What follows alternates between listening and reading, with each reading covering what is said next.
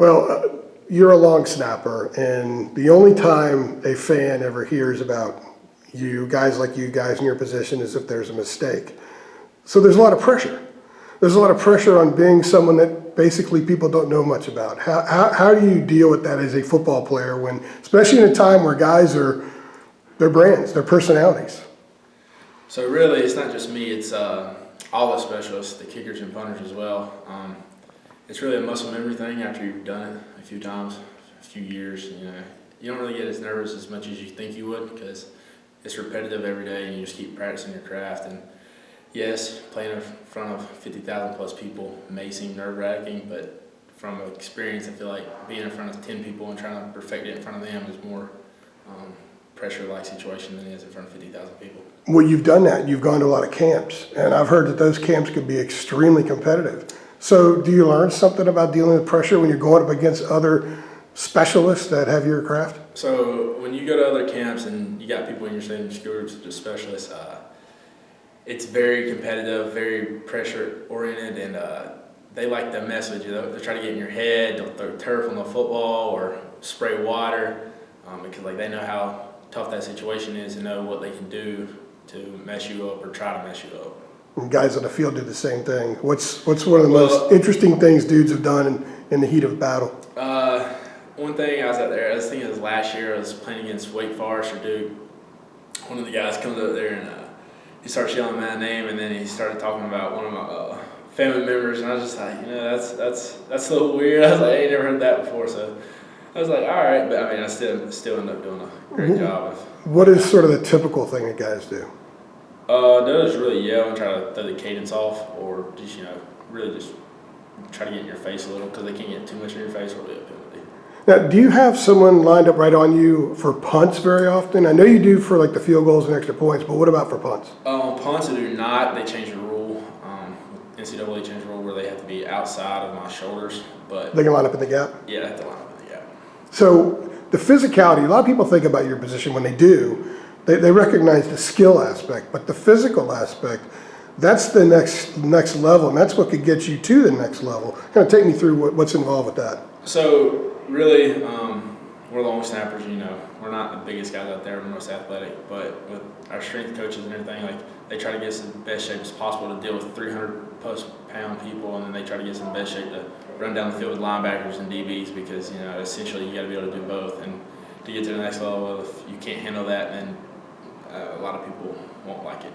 But you're usually quicker than those guys, so I would think that's something you have going for you there. Most of the time, you are a little quicker out the gate just because they're not anticipating you to be like that, or they're not anticipating you to, jump off the ball because they see you as a long snapper. But sometimes you'll surprise them.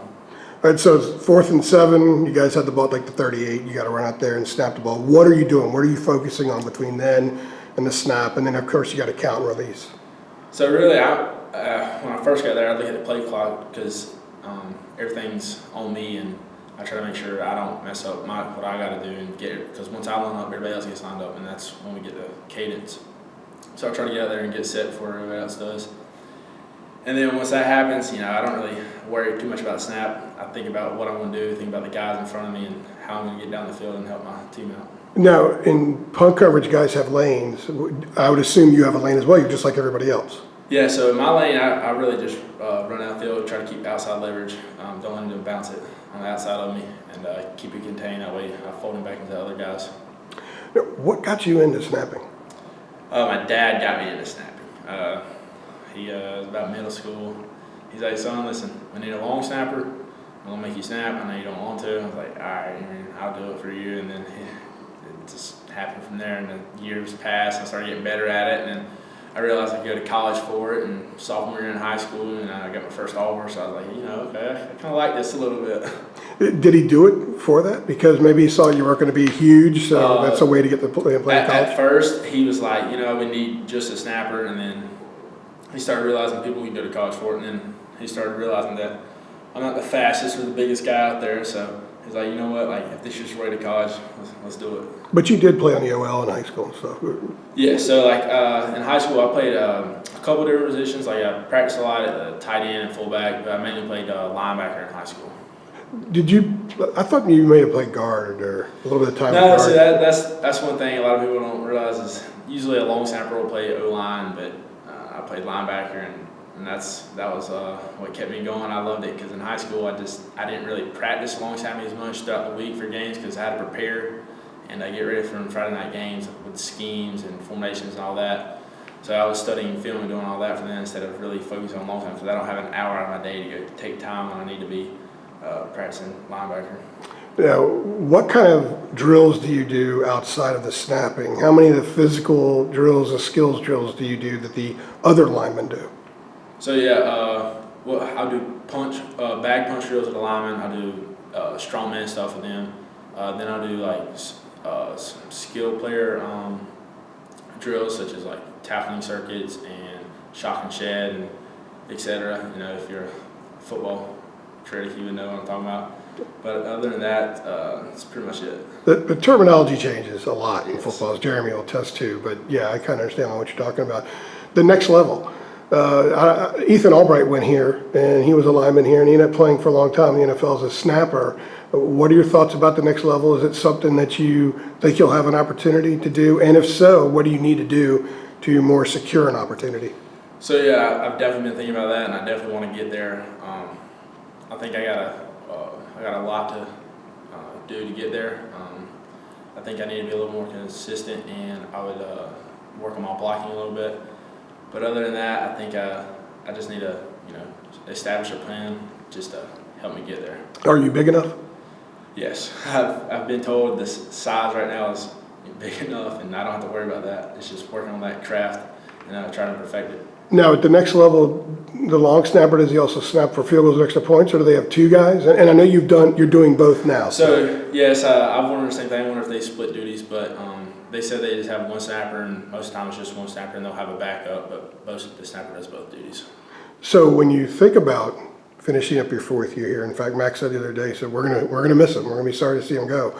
Has this gone by as quickly as you thought, maybe, or quicker, or? So actually, the day at practice, we was doing walkthrough, and I was talking to Coach Brown, and we was talking about how fast this has actually went by. Because I remember talking to him freshman year about it, and we mentioned it, and then me coming in young and being on scholarship as a snapper, and we talked about that, and then we just realized it's my fourth year here, and we're just like, wow, it's really went by. And he's like, yeah, dude, you just gotta cherish it and don't wish your life away. Now, everybody that played the COVID year gets a chance to use a COVID year. Is that something that you think about? Do you think you need another year to maybe get ready for the next level, or do you think you're a lot closer? So I've definitely thought about that, and I really think about coming back because I don't think I'm ready to leave this place yet. But time will tell, and we'll play it by ear. Go back to your dad real fast before I finish this. He wanted you to get an onside. Did he know anything about it? Did he do that when he played or anything like that? Now, I know he's a coach. I know he's been around the sport and everything like that. So what did he teach you about that? So he didn't really know anything about it. He actually just, I don't know, coach's clinic. I think it was here actually, and he started talking to one of the coaches about long snapping, and because we needed somebody for our team, and then nobody wanted to do it, so he forced me to do it. And then the high school snapper talked to my dad and gave me a couple lessons as of what he knows, and then my dad started reaching out, and he was like, all right, who's the best long snap person to go to, all this and that, and we reached out to like Rubio long snapping and went on from there. And then there's other guys out there, so like my dad pretty much like pushed me to do it, and then eventually over time I started to like it because I got good at it, and I just went in camps, I was going all these places, and then colleges were looking at me, so like I started to enjoy it over time. Does he learn enough about it now where he critiques you? Oh yeah, before every game I'll find him in the stands. He'll be watching, and like we'll talk about like my spiral or my grip or my stance, my release point or my get off, the times, the operation time. We'll talk about all the details that not a lot of people know about. Honestly, he'll give me a thumbs up, thumbs down. He'll give me his watch, like tell me if it's good or bad, and then we just have a little secret language we talk to each other like that. Last question, going back to the skill. You have Ben, who's been here for a couple of years. He's battling with Cole right now. Do different punters have different ways they want to receive the ball, so you have to adjust your snap a little bit? I don't think so. I think they all generally like it at the belly button, because straighter it is, the easier it is for them to get off with it. So I don't think there's a difference. And one more, because you're snapping last year you started snapping full-time for field goals and extra points too. You'd done that previously. How much of an adjustment was that at the college level to do that?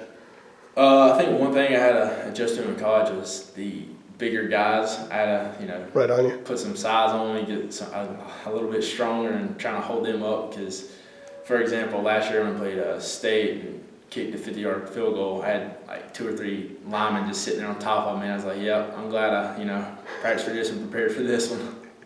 Sounds good. Thank you so much. Appreciate it.